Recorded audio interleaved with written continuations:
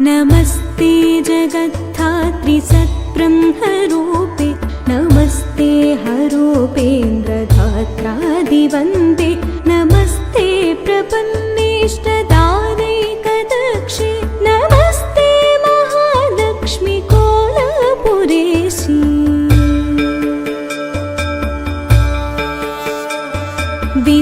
विधिकृत्तिवासा हरिर्विश्वमेतत् सृजत्यत्तिपादीति तत्प्रसिद्धं कृपालोकनादेवते शक्तिरूपे नमस्ते महालक्ष्मी कोलपुरेशी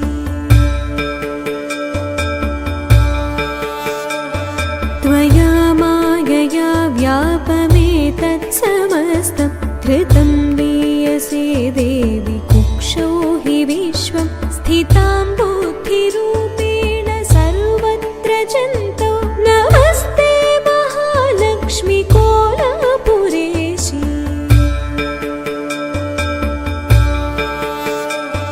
यया भक्तवर्गा हि लक्ष्यन्तयेते त्वयात्र प्रकामं कृपापूर्णदृष्ट्या हतो गीयसे देवि लक्ष्मीरितत्वं नमस्ते महालक्ष्मी कोलपुरेशी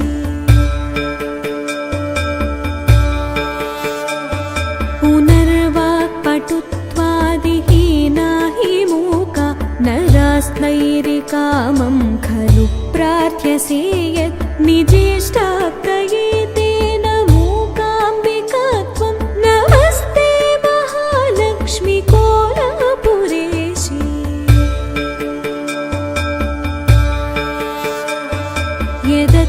यदद्वैतरूपात् परब्रह्मणस्त्वं समुत्था पुनर्विश्वलीलोद्यमस्था तदाहूर्जनास्त्वां च गौरीं कुमारीं नमस्ते महालक्ष्मी कोलपुरेशी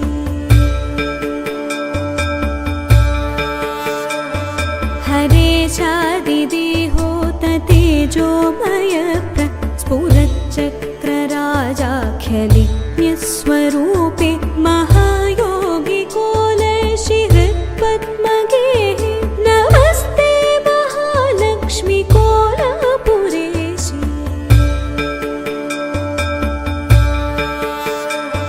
नमः शङ्खचक्राभयाभीष्टहस्ते नमः त्र्यम्बके गौरि पद्मासनस्ते नमः स्वर्णवर्णे प्रसन्ने शरण्ये नमस्ते महालक्ष्मी कोलपुरेशी